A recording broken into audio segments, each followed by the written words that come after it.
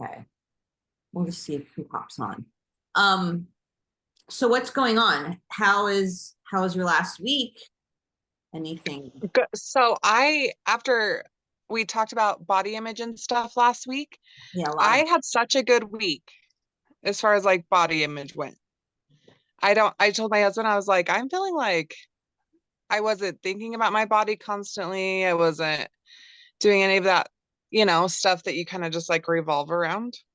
So I was like feeling good that way. I don't know if it's just, I mean, I went over the stuff we talked about and yeah, I mean, it was good. I am finding that this whole thing is, and I'm sure the other girls will, 5% of it is eating. yes, I know. Yeah. Part, right? Teeny bit is just eating, right? Like I haven't really been obsessed with eating or what I've been eating since you and I talked like after maybe like the first 6 weeks, Yeah. I'm thinking. Mhm.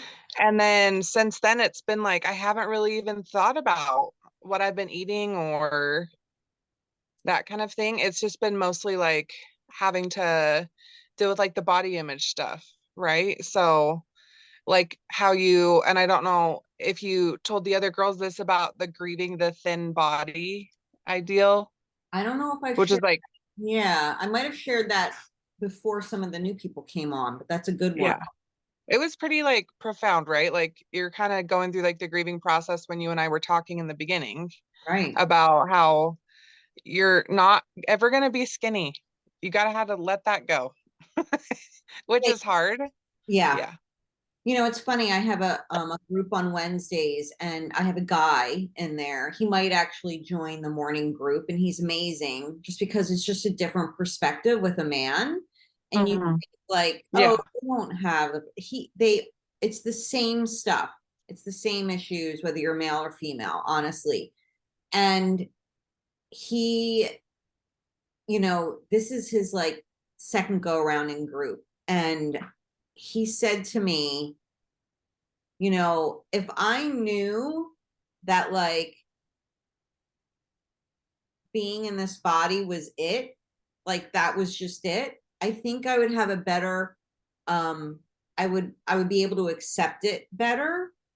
But I feel like there's always this little chance in my head that like, oh, well, this is going to make me get thin. This might be something that makes me lose weight. You know what I mean? He's like, Right. I don't know why I can't, like, because it's been really hard for him to get past the body thing. And so we talked about that, and he said, I guess there's just a part of me that kind of still holds on, and so that won't let me move forward with just being an acceptance. And Right. explain to him just my um my experience when I went through this and didn't know I was really going through it was that, I had done very severe and many diets like for the last 30 years. And then when the last diet I did, when I did Weight Watchers in my mid 40s, didn't work anymore. Like literally, I couldn't lose an ounce after like 8 weeks. In my head, that was like, okay, that's it. Like, what I don't what do I do? Like it's not working. I can't do anything else. So that led me to like, this is it. I'm just going to not diet anymore. And so I think Mhm. that was kind of key for me to just move on and like really just say, I guess this is the body and I can't do anything about it at this point, right? And Right.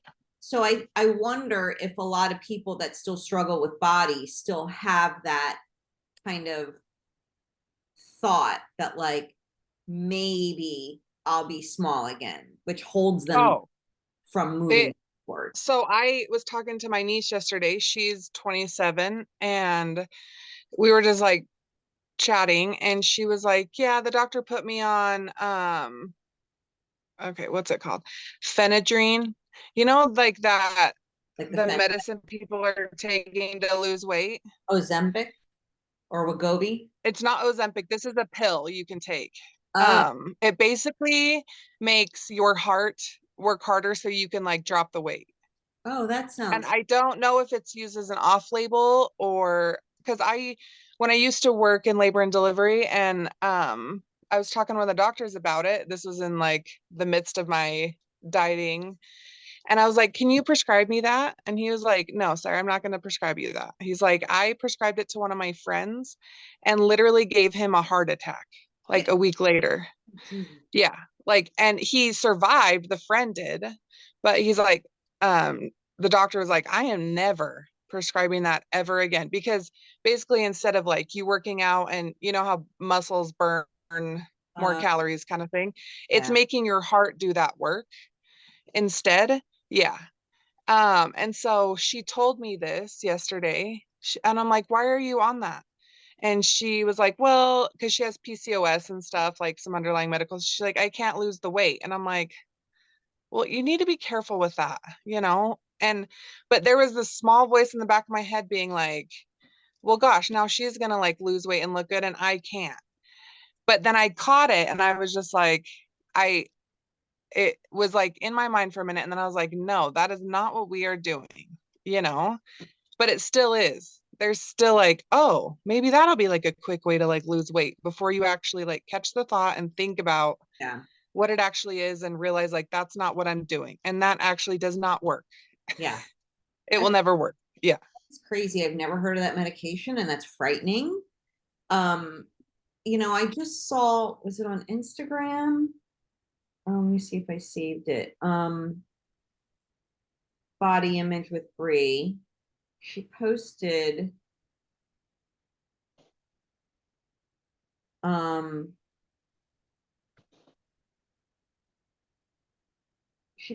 this little thing. Let me see if she wrote anything. Today, 13 years ago, I got lap band weight loss surgery at 19 years old. This is just my lived experience and the ones of my clients. Please know I would never shame you for making this choice. Your right to body autonomy is yours entirely. I wish 19-year-old Bree knew that changing her body didn't mean her body hatred would go away. Had she done that, maybe she wouldn't have made such a permanent decision. She talks about, like, I had weight loss surgery 13 years ago, and here's what they didn't tell me. They didn't tell me that the short-term side effects that were only supposed to last the first year would last well into year 5 and 6. They didn't tell me that 100% of weight regain was not only possible but probable. They didn't tell me that it was going to develop acid reflux and digestive distress that makes it hard today to even eat. And they didn't tell me that I might even see a change in my lab in the immediate future that was most likely because of correlation, not causation. They didn't tell me that inner hatred wouldn't go away just because you had surgery. And there is no surgery for body image. The work is only done in your head. And I Oh, was like, yeah. I mean, Well, I'm going to share something kind of vulnerable. And I don't know if I've told you this. I had weight loss surgery. I had the lap band when I was 22 or 23. And it got brought up by my mom. Yeah. I've like worked through it with like my therapist and stuff. Um, like we've talked extensively about it. But it is still traumatic, like looking back on it. I mean, because I clearly agreed to it. It wasn't like I went in the office, but it was more of like, yeah, it just is like horrifying looking back on the whole thing. And I had it for 8 years, oh, wow. and it was the same thing. Like I didn't lose any significant amount of weight on it. It caused pain when I ate. And I just like, it just was completely uncomfortable for that long. And I Eight ended years. up, yeah. And I ended up getting it out when I was 30 or 31. Um, because it was just causing me like so much discomfort. And I remember the doctor who did it, it wasn't the doctor who put it in that took it out. And she was like, now, Sarah, if you feel like you're just like really gaining weight uncontrollably, like we can do the gastric sleeve. And I was like, I am never doing this fucking ever again. Are you shitting me? Why would I want to? I actually have my stomach intact. Why Right. would I want to cut out stomach to lose weight? And so, yes, I agree to all of that. It doesn't change anything. No. It literally does not change anything besides just really bringing to attention, like how you said, like when you wear tight clothes and it brings attention to your body.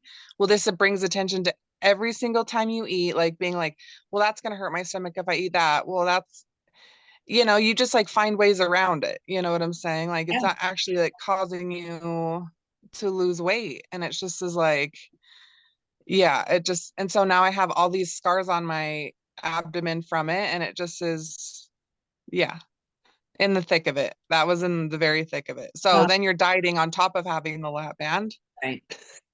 Like, God, Sarah, oh, it's that just sounds awful. dramatic. And I thank you for sharing that with me. And, that's a long time to be uncomfortable. Hmm. And I'm sure when you're eating something that makes you feel in pain, there also is this shame and Oh, so much morality then, even more so because when you eat something that's not going to make you feel good, there's just so much morality connected to that. oh yeah. Well, and then it caused, binging too, right? Like it didn't feel good. So I had to go like make myself throw up. Like my husband for the first like 7 years of our relationship thought I just didn't like bread. Oh, Like, you know what I'm saying? I can like laugh about it now, but it's just as like at the time, yes, for sure. Not being able to like 100% like enjoy anything really, related to food. That's why when I met you, I knew we were going to be best friends because you told me I could enjoy food yeah. and I not have guilt around it. Yeah. Yeah. I worked with a dietitian. I don't know if I ever told you this. When I for 13 years worked for an endocrinologist, and I am a certified diabetes educator, and I did all their diabetes education. And there was me and another dietitian, and the other dietitian was in a much larger body. She was in a quite a bit large body. And first of all, the weight stigma between the doctors and what kind of clients they would send to her and to me was ridiculous. And there were often times that the doctors would be like, I want this one to see Julie, and it was like, we're both good dietitians. There's no reason. And I remember Hmm. dietitian, we were really close. She decided to get the lap band and she lost like maybe 50 pounds. And over the course of the year, like gained it all back. And, Hmm. to have that, oh, you're doing great, you lost the weight, and then to gain it back, and how much shame that had brought to her that like she couldn't do it and it must have somehow been her fault. And, she never dealt with her body image. It just was like so sad. I couldn't wait. I mean, Hmm. it, I couldn't get out of there fast enough. I was there for a really long time. And the doctors were just so sucked into the weight stigma with their patients, with the people on the staff. I mean, it was horrible. It was horrible. And there was one doctor that every patient he sent to me, he was like, they need to lose this much weight. They need to lose. And you know, I didn't know any better. I would have to put them on diets, and then I would realize that they couldn't do it. It was just a horrible, horrible time. Horrible time to be a dietitian and not even know. I had no idea about intuitive eating. No idea that this was so traumatic and painful and shameful for patients. It's just horrible. And I had a group about a year ago with a client in group for the whole 3 months that had a lap band surgery scheduled. No, it was gastric bypass. And we talked about it in group, and her plan was to like get intuitive eating really down so that when she got her lap band, she could really focus. And, it was a very awkward group because people were like, why are you doing this? Like, you have to deal with this in a way that you focus on, changing the way you think. I don't know if she Right. forgot it. Um, I had asked her to reach back out to me if anything came up for her. I know she had to like cancel it at some point because something was going on with her health. So I don't know if she ever rescheduled, but I always hope that like maybe the 3 months got her to change her mind or something. But Do you just like want to scream from the rooftops when people are dieting, like, this is not going to work? It was like when I was talking to my niece yesterday, it was like, I don't want to waste my breath trying to explain all of this, but like, that is not going to end well for you. And it's not going to end up working, right? Like, I, I don't know, like, I am just, how we've talked extensively about unlearning all of this stuff. And just the fact of like, that's the biggest thing, when I had the lap band and it wasn't working, all the diets that weren't working, it was like, what is wrong with me? yeah, Why is this not working for just me? You feel very alone, right? Because you like see all these people on social media and in your own life that are able to like lose the weight. And even though that's a very small percentage, right? Like you said, like, do they end up keeping it off for forever? But it still instills in you, like, what's wrong with me that it's not working for me? right. Well, Yeah. it adds to the shame. It adds to the guilt. Oh, yeah. I just Yeah. spent all this money on this thing, and we're talking about lap band surgery, Chris. And I'm invested financially, emotionally, and then it doesn't work. I mean, you talk about feeling shameful.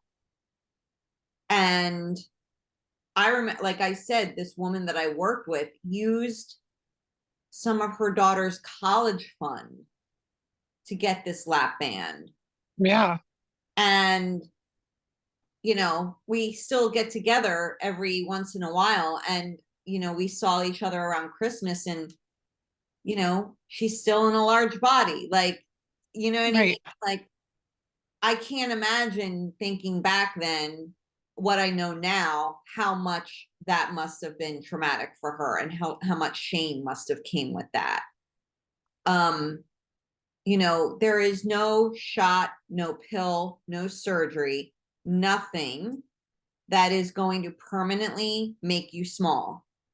There just isn't. And if you don't do the work in your brain to learn how to move towards neutrality or some aspect of acceptance, I'm from Wyoming. Oh, okay, okay. I hope you Oh, guys hey, Julie. Yeah. So yeah, oh, head are you on there? and just drop. Okay. Can you hear me? Now, Yeah. yep, we can You hear you. you were like frozen. We're like, hopefully she realizes she's frozen and not just keeps talking. Literally talking, and all of a sudden, like, everything went white, and I'm like, where did it go? What just happened? I don't even know. My internet just like freaked, and it just dropped me. Anyway, I hope you guys continue chatting. Yeah, Yeah. no worries. You know what I was saying, but anyway, they're just it. I think that, like, changing our body doesn't fix a poor body image. Doesn't matter Uh-uh. how you think you're going to do it. You can't fix a poor body image by changing your body, because the body is not even the thing. It's up here. It's up here that that you're stuck. It's not the body. And so what Sarah and I worked together for many months before she came into group, and she's really good at reframing and catching the negative thoughts that come in her head. She's really good at being able to, like, stop herself and say, wait a minute, what is going on here? And I think that is a big part of going through this journey, is to get to a place where you are able to take those negative thoughts and really fact check them, right? Like, it's like fact checking. Like, oh, is this a true thought, or is this a bullshit thought? Like, if it's a bullshit thought, then I can let it go. I don't need to ruminate on it. I don't need to sit here and listen to it. I can just let it go because it's not true.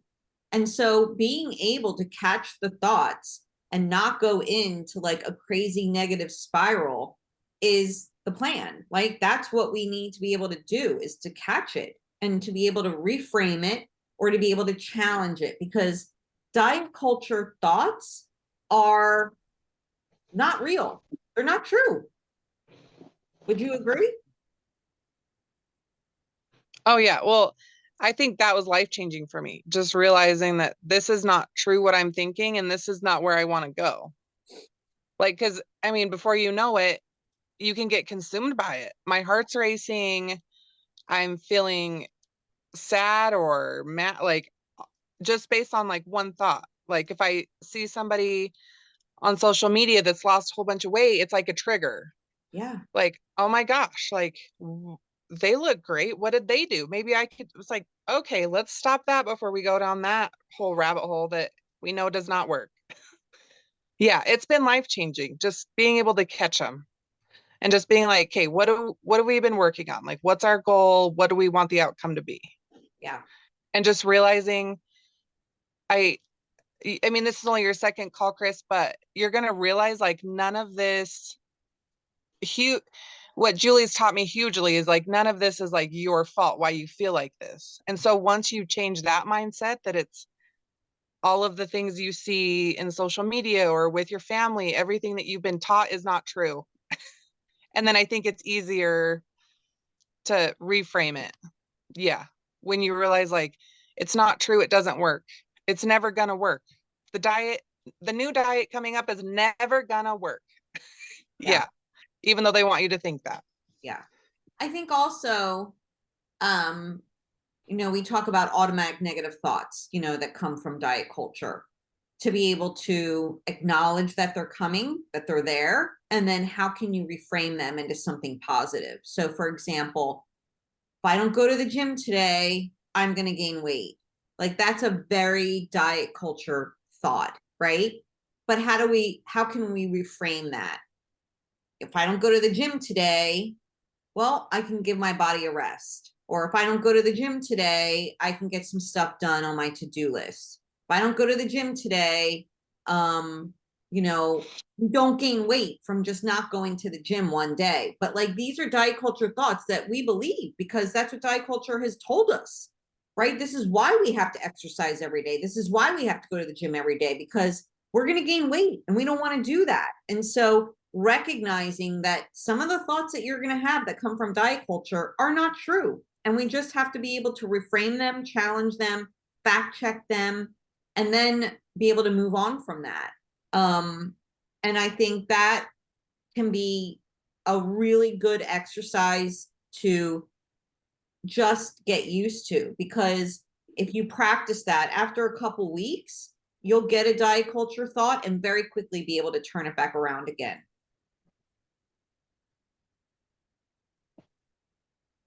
I like that. I appreciate that. Thank you both. It's been hard. I mean, and I'm sorry I don't want to jump in and also apologies for being so late. That's okay.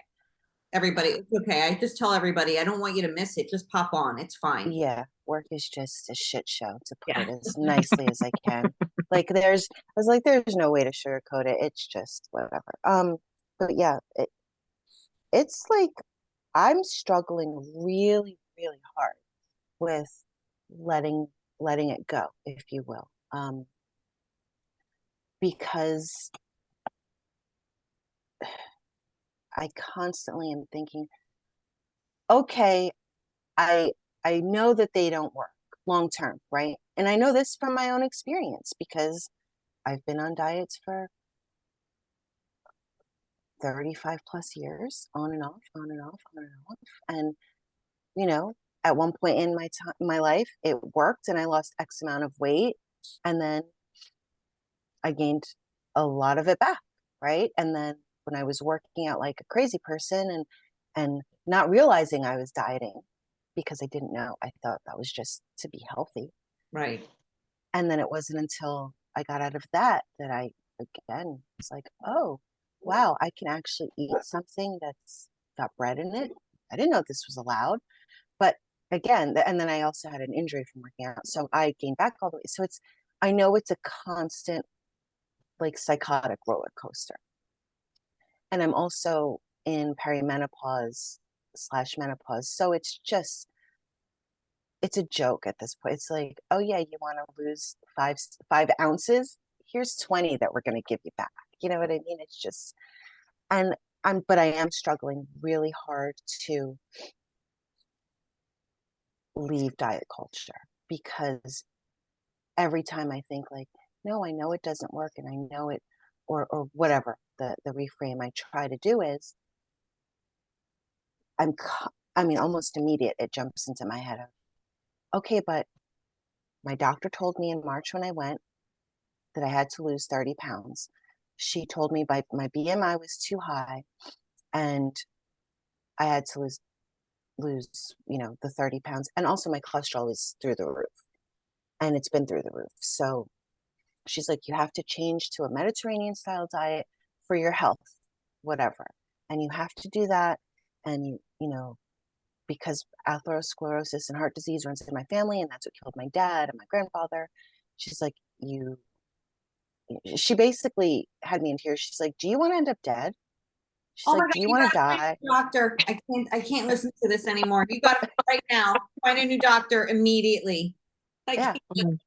She's like, do you want to die? Because you're going to have a heart attack. She's like, your cholesterol's too high. It's what killed your dad. It's what killed your grandfather. No. She's like, you have to do it. And I was like, oh my God. So I came home, and this is in March. I came home traumatized. And my husband says to me, keep in mind, my husband is one of those, I call him a genetic mutant. He can eat like a 5-year-old and it's totally fine for like, it's absurd. And he says to me, Chris, realistically, how much healthier can you eat? Because I do actually eat really, quote unquote, like nutritious food, just by not even like, I don't know actually if it's because I'm so used to it or it's just because I actually really enjoy it. Yeah. But over the past couple of years, I've also learned to not say no, meaning last night was Mother's Day, my stepdaughter came and she's like, I'm getting a cheeseburger. I'm like, yeah, I want one. And I've stopped saying no to anything that I want, which I think is huge. But like, I'm sorry, I go off on tangent. This whole doctor thing, when she said that to me, and I said that to my husband, he's like, "What else does she want you to do?" And I panicked, and I said, "Okay, well, I'm going to work with Steph, who's my good friend, who's also a trainer slash nutrition, whatever." And I called her hysterical, and she's like, "Do your labs." She ran my labs, and she said, "Okay, cholesterol's through the roof. Um, Even though according to my doctor, I'm not pre-diabetic, according to my friend, I am, and my insulin, my cortisol were all a mess."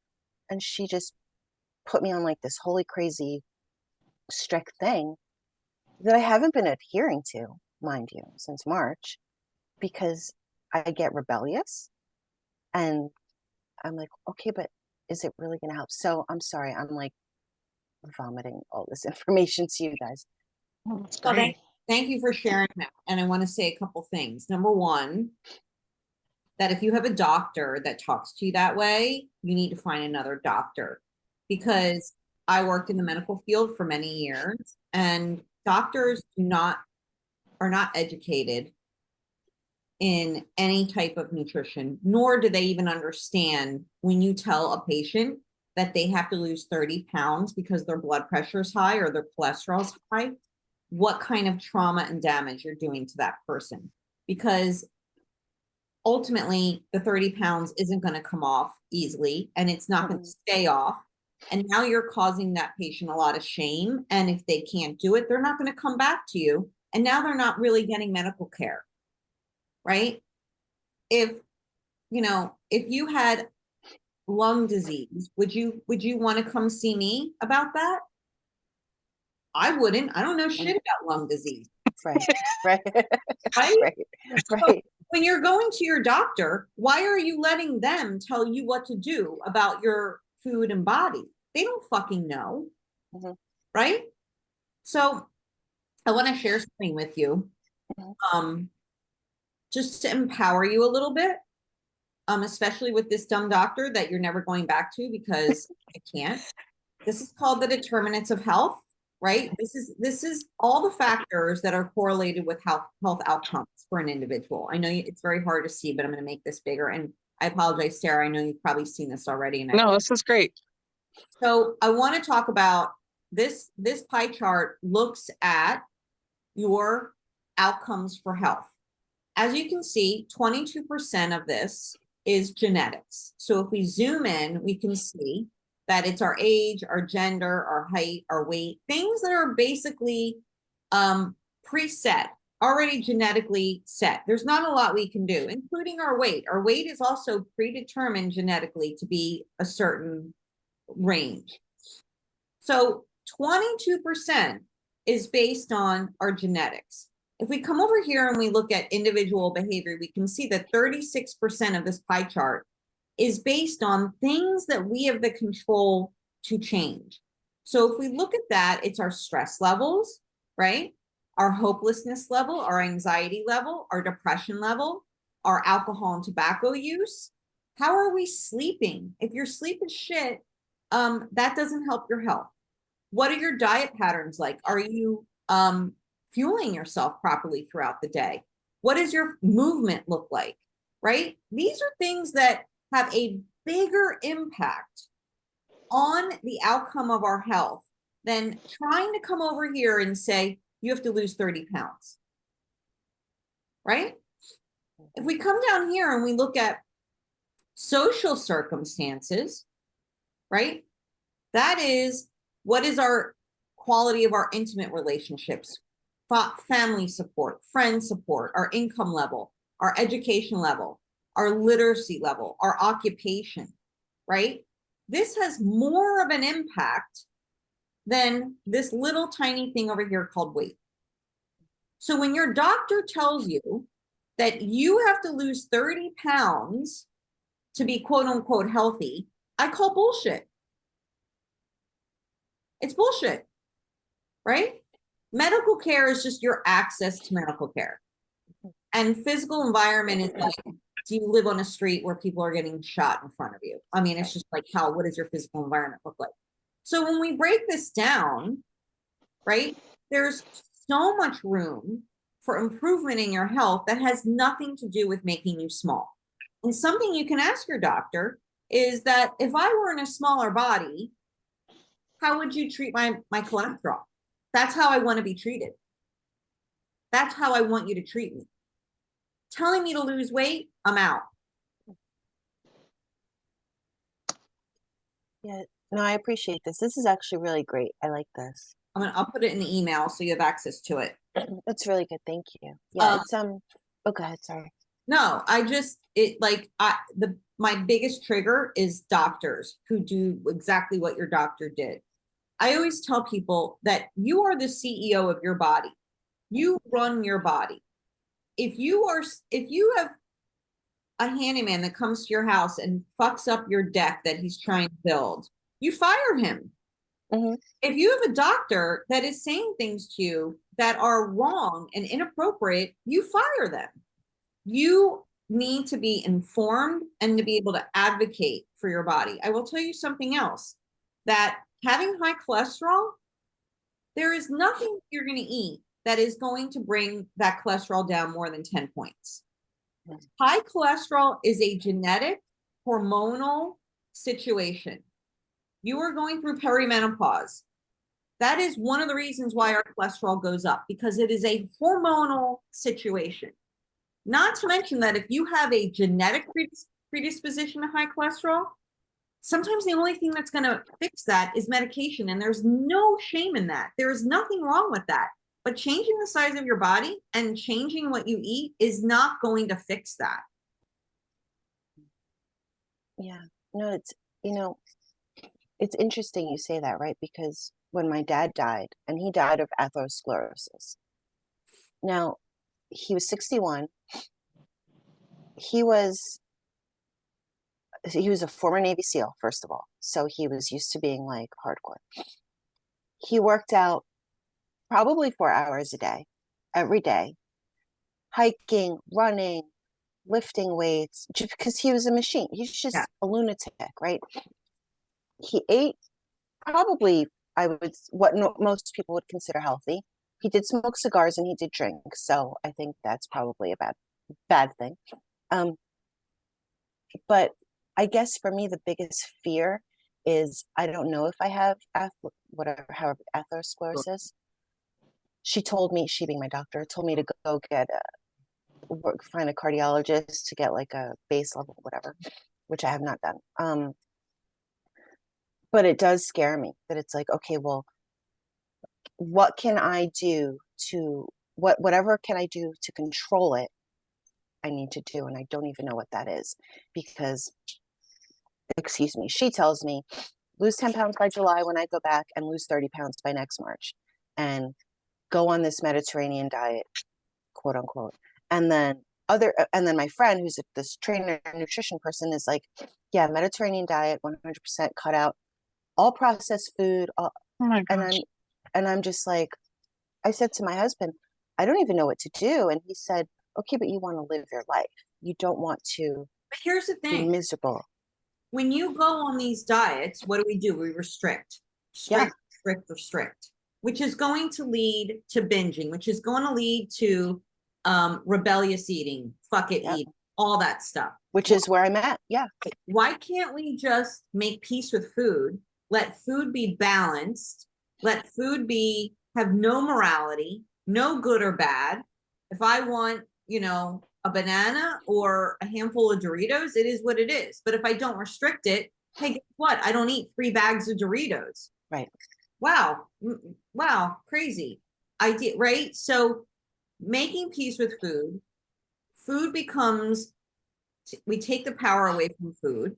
We eat what feels good. We eat what we want. We eat to a place of comfortable satisfaction, right? We're not binging on everything. We're not fuck it eating. Okay, so that's what we do. But to tell somebody who is a doctor who thinks they know everything and who many people feel intimidated, to lose 30 pounds and go into this restrictive mode, number one, 99% of the time is not going to be sustainable. So why the fuck do it? It's just like doctors, it just makes me so insane. I can't there's also this, which I'm going to send to, I'll put it in the email, which I want you to get yourself familiar with before this next appointment, if you even have one, because I literally want you to just I do. My follow-up is in July to do like the next round of I don't know. You might want to not doctor, but this is called the No Weigh campaign, right? And it really kind of goes over why you don't have to get weighed when you go to the doctors, right? To whom it may concern, I do not consent to the following: being weighed, discussing my weight, discussing intentional weight loss, or referring me to a weight management service. Okay? You want to go back to this doctor, you feel comfortable with them, then you say, great, I will come back. I'm not going to lose weight. I'm not going to go on a diet. You are going to treat my cholesterol, and then that's it. That's all. You have to advocate and empower for yourself. Do not get sucked into the diet culture that they are providing, right? So why should you say no? Weight is not something you can control. And then if you click on this, it'll tell you a little bit. Oh, that's cool. I like that. Thank you. Weight gain is not about calories in and out. You can't tell everything about a person from their weight. Contrary to popular belief, being fat doesn't shave years off your life. Eating less and exercising more does not lead to long-term weight loss, right? Here's the studies. Losing weight does not result in better health. Again, doesn't last. BMI, completely fucking inaccurate. BMI needs to be scrapped. Weight-centric healthcare leads to weight stigma. Oh, wow. Okay. Weight stigma affects the way health professionals treat their patients. Health professionals spend less time with overweight patients, often presume their symptoms are weight-related without taking a thorough history, undertake fewer examinations, and are less likely to treat fat patients than they are thin ones. Weight stigma causes people to lose their trust in the healthcare profession. Weight stigma causes poor health outcomes, and weight management programs don't work. So When you go to the doctor, you don't have to get on the scale, right? Unless you're taking anticoagulants, you're on some contraceptive pill, you're on emergency contraception, you're anesthesia, blah, blah, blah. If you come down to here, you will see health resource, health sheets. So here's high cholesterol, right? So tells you what cholesterol is, what causes it.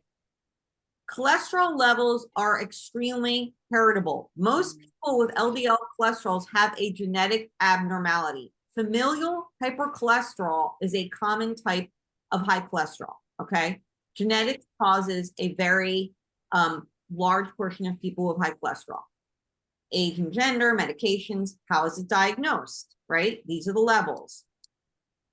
What about fat phobia and body weight and diagnosis? Despite what we know about extremely strong genetic factor of high cholesterol, there is a tendency to make the mistake of blaming cholesterol levels on personal habits or weight.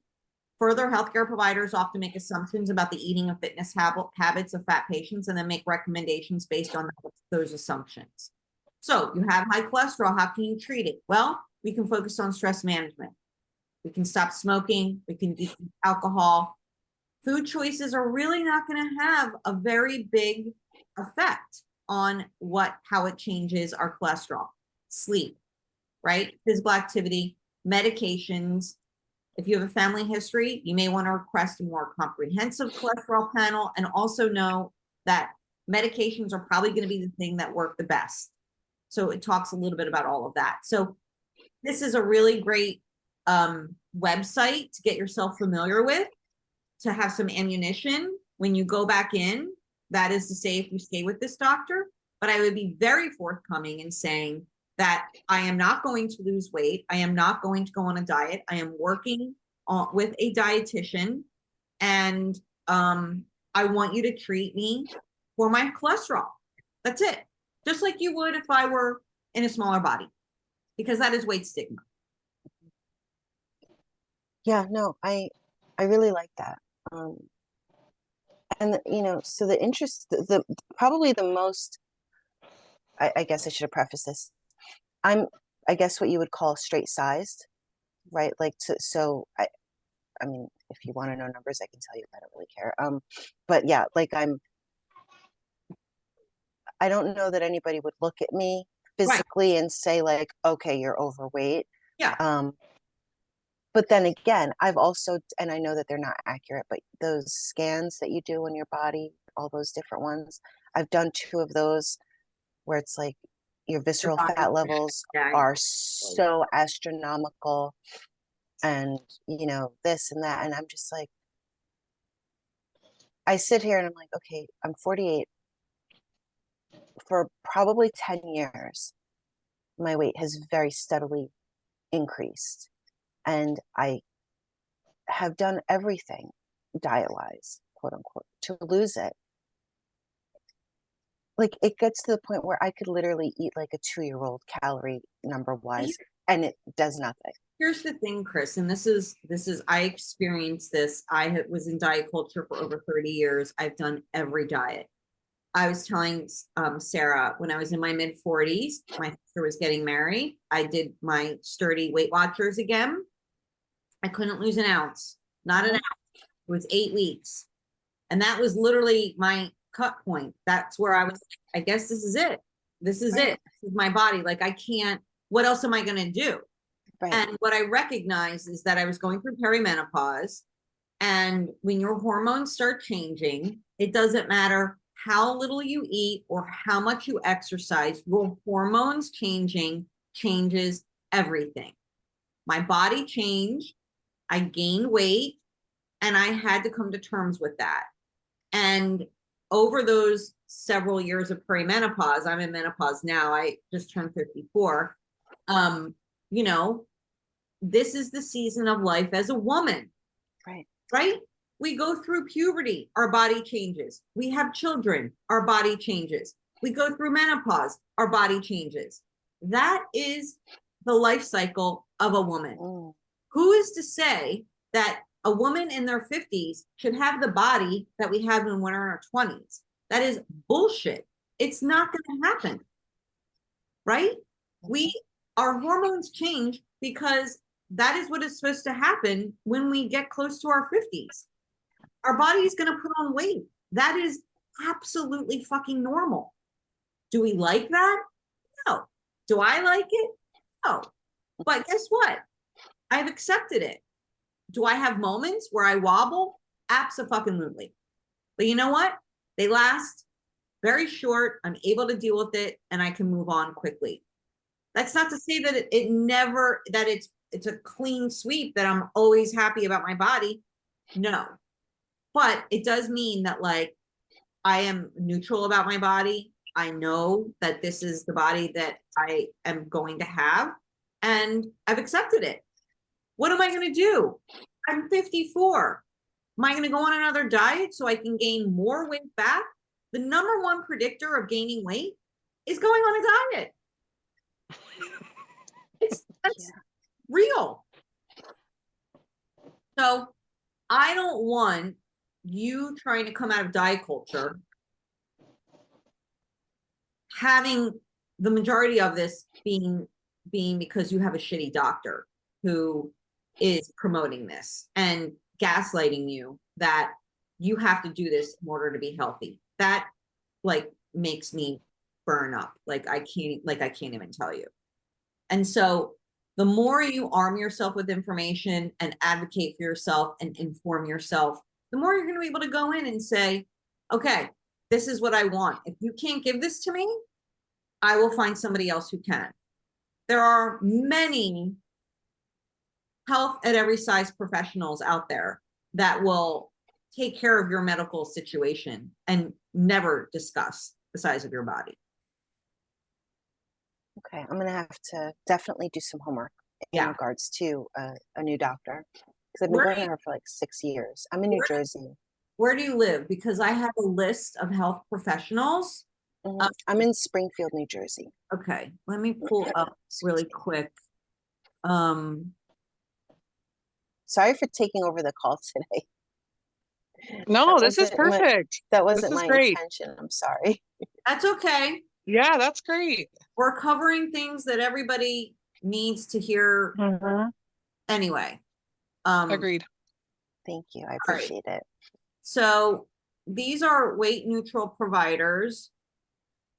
Let me share the screen. So if we look at New Jersey, okay, I don't know if you're close to any of these areas. Yeah, that Berkeley Heights one is the closest. Okay. So this is somebody that maybe you can contact. Yeah, okay. I will put this number in the email for you, unless you you can write it down. Yeah. While we have it up. 9, 2, 7, 8, 8, 6. She's a general practitioner, I guess. Yeah, primary care, Summit Medical Group. Okay, I think, and I know Summit Medical Group pretty well. Yeah, I think my other doctor's there. Janet Braver, looks like there's a few of them. Summit Medical Group. They might be in the same, but in like a different location. I don't know if Clifton. Yeah, but no, Clifton's pretty far, but that's okay. That she's really close. Yeah. All right. So that's an option, right? Mm-hmm. Do you want to look at anything, Sarah, where you are? No, I think I'm okay. I think I'm good. Okay. So anyway, I just think that we have to, as women, as CEOs of our body, empower ourselves with information and get our healthcare taken care of, right? It's bullshit to fucking talk about, oh, it's your fault because you gain weight or you have to lose weight in order to be healthy. When we look at that chart, genetics is 22% of your overall health. That does not mean anything. There are so many things that we can focus on. If your cortisol is high, that's indicating to me that there's a lot of stress that's not being taken care of. So maybe you need to focus on self-care. Maybe you need to focus on prioritizing you. Maybe you need to focus on ways to relieve the stress, whatever that looks like for you. So there's a lot of things that we can do for our health. That doesn't mean we have to go lose 30 pounds, which is crazy. So I'll put these resources in the email. And